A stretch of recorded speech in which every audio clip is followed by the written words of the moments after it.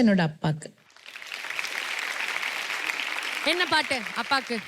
கண்ணான கண்ணா உன்னை என்ன சொல்லி தாலாட்ட, கண்ணீர் வச்சிருக்கேன் கண்ணே உன்னை நீராட்ட, அம்மான்னு சொன்னால் என்ன தேனே, இப்போது அப்பா இங்கே நான் தானே, அன்பான அப்பா உன்னை என்ன சொல்லி தாலாட்ட, கண்ணீரும் வச்சிருக்கேன் கண்ணே உன்னை நீராட்ட.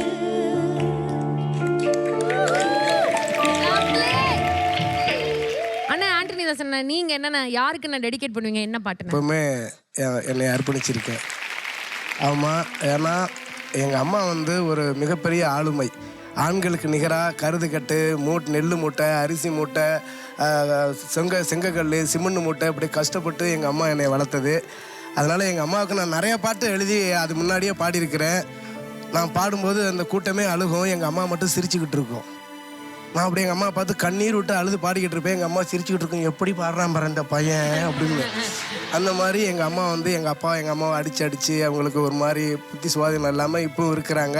அவங்க ஆளாக இருந்தால் போதும் அப்படின்னு அவங்கள சாமியாக வச்சு பார்த்துக்கிட்டு இருக்கிறேன். அந்த அம்மாவுக்காக நான் பாட்டு டெடிகேட் பண்ணவா? என்ன தவம் இருந்து பெத்து எடுத்தவளை நான் தனி மரமாக்கும் பிள்ளை இல்லை,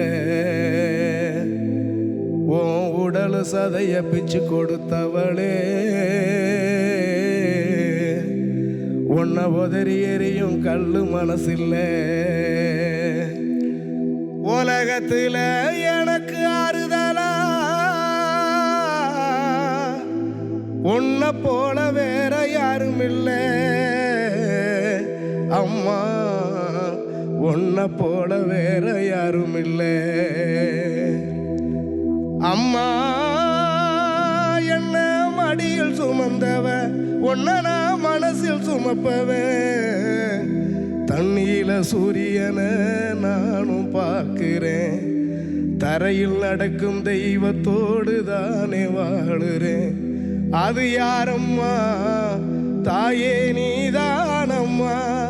இந்திரா சாந்து சட்டி தூக்கிய கை மாம்பழம் போல் செவந்திருக்கும், செங்கல் தூக்கி நடந்த காலு பாலம் போல வெடிச்சிருக்கும், வெயில் மழை பாராம வேர்வையில வெந்த உடம்பு உப்பு பூத்து காய்ச்சிருக்கும், சிமெண்டில் நொந்த உடம்பு ரத்தத்தை பாலாக்கி